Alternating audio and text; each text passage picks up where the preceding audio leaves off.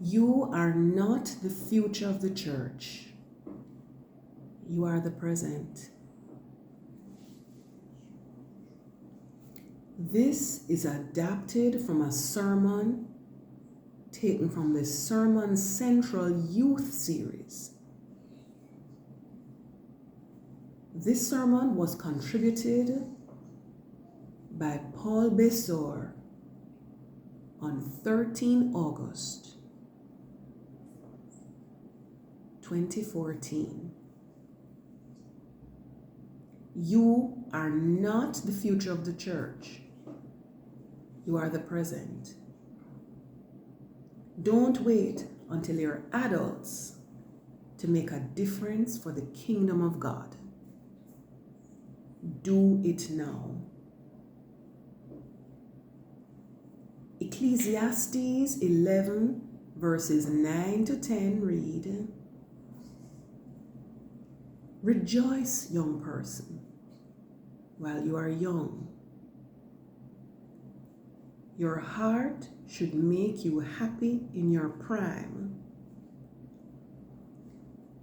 Follow your heart's inclinations, and whatever your eyes see, but know this, God will call you to account for all of these things." 10. Remove anxiety from your heart. Banish pain from your body, because youth and the dawn of life are pointless too.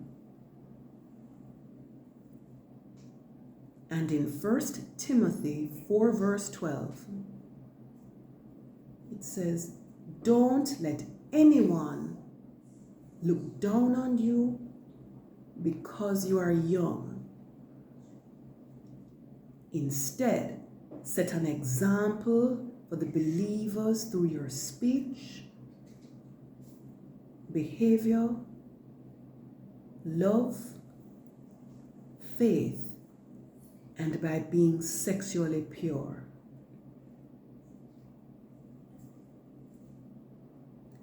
Ecclesiastes is a fun book. Whenever I read it, I can't help but think of a little old man sitting in his rocking chair, lecturing his grandchildren on the front porch of the rest home. Just listen to the verse. "Meaningless, meaningless," says the teacher. Utterly meaningless. Everything is meaningless. I can just hear him add, "Now get off my lawn." Most people agree that the teacher mentioned in this book is King Solomon. Solomon was born out of a sinful act. His father was King David, and his mother was Bathsheba, the woman with whom David had an affair.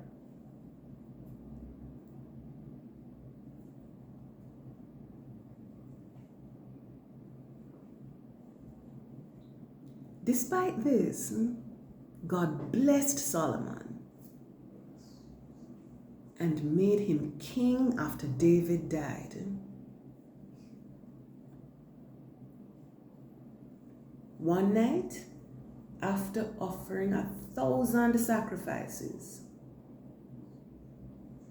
the Lord appeared to Solomon in a dream and told him he could have anything he wanted. Now, if God himself came to you and told you that you could have anything you wanted, what would you wish for?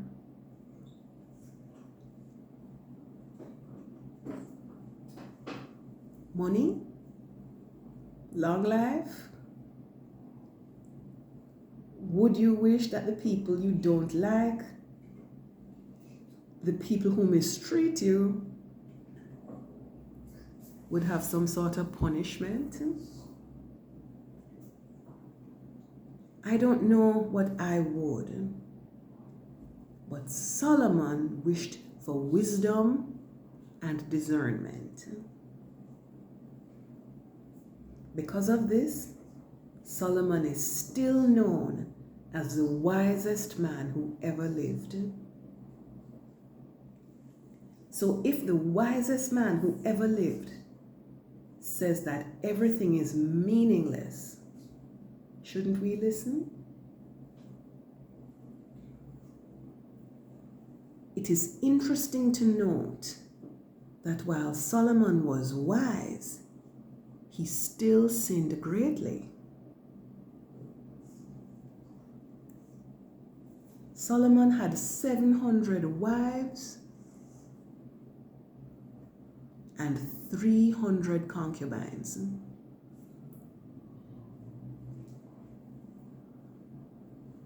Deuteronomy says that the king shall not multiply wives.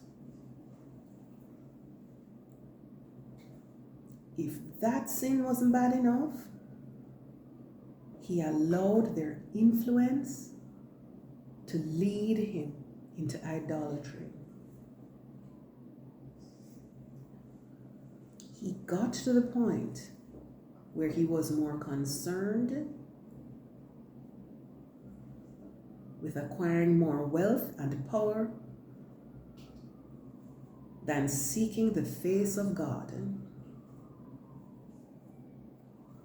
And this is the man who built the first permanent temple. It's even called Solomon's Temple.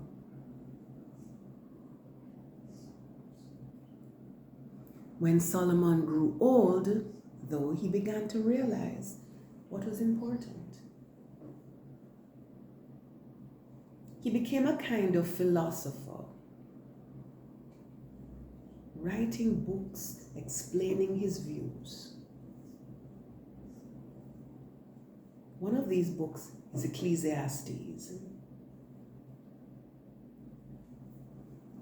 There is a specific set of scripture that I want to share with you, though. Turn to chapter 11, verses 9 to 10. You who are young, be happy while you're young. And yet let your heart give you joy in the days of your youth. Follow the ways of your heart and whatever your eyes see. But know that for all these things, God will bring you into judgment. So then banish anxiety from your heart and cast off the troubles of your body, for youth and vigor are meaningless. This verse is saying that being young is a blessing. It's a joyful time in your life. Have fun. It is saying to follow the ways of your heart.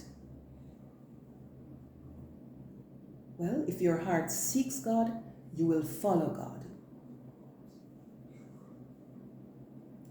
But don't forget that God sees what you do today. If your heart seeks the things of this world, then you will also follow the things of this world.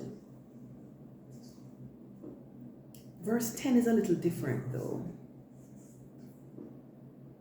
It says not to worry. Don't spend your time, your life worrying that your youth will set you apart. Youth is meaningless. Age is meaningless. Strength is meaningless. Everything is meaningless. Solomon makes it clear in his book that the only thing that matters is God. Your relationship with God. Your pursuit of God. Everything else, age, wealth, popularity, doesn't matter. This isn't the only place in the Bible where you're told that youth doesn't matter. Turn to 1 Timothy 4, verse 12. Don't let anyone look down on you because you are young, but set an example for the believers in speech, in conduct, in love, in faith, and in purity. These two verses have something in common. They're calling you out. Yes, you personally, young people. Youth is meaningless. Don't let your youth be an excuse. Do what the Lord has called you to do now. Don't wait. 1 Timothy says to set an example for the believers, not just for people younger than you. Be the example. Show them what a heart truly on fire for God looks like.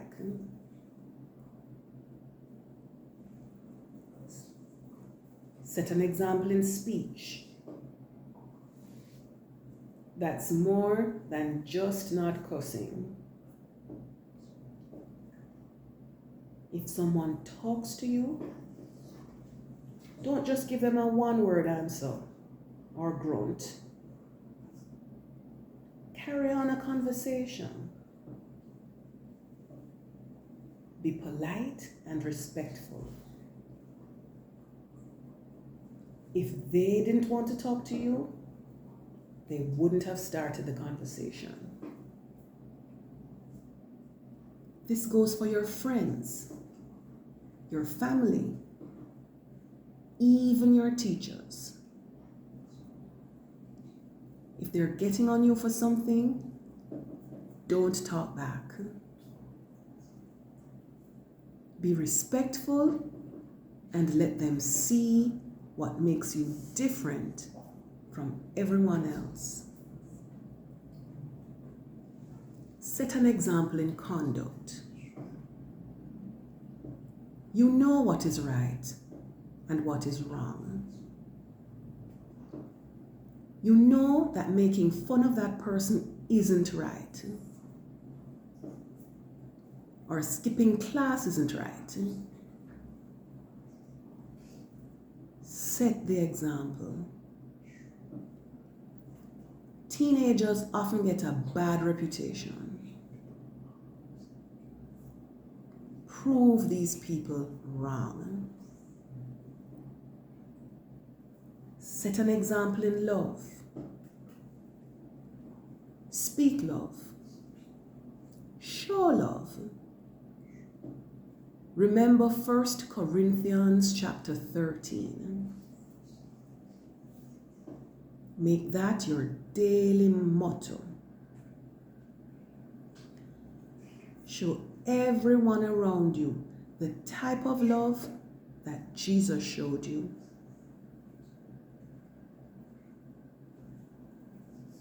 Set an example in faith.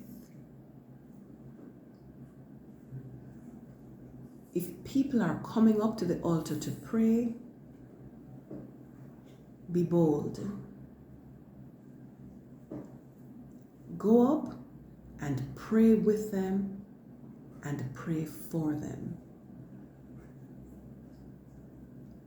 I don't care if it's one of the kids from children's church or one of the oldest people in the church. I don't care if it's the senior pastor himself. Be the example. Set the example in purity. This, like love, ties everything else in with it. I'm not just talking about sexual purity either. I'm talking about true purity.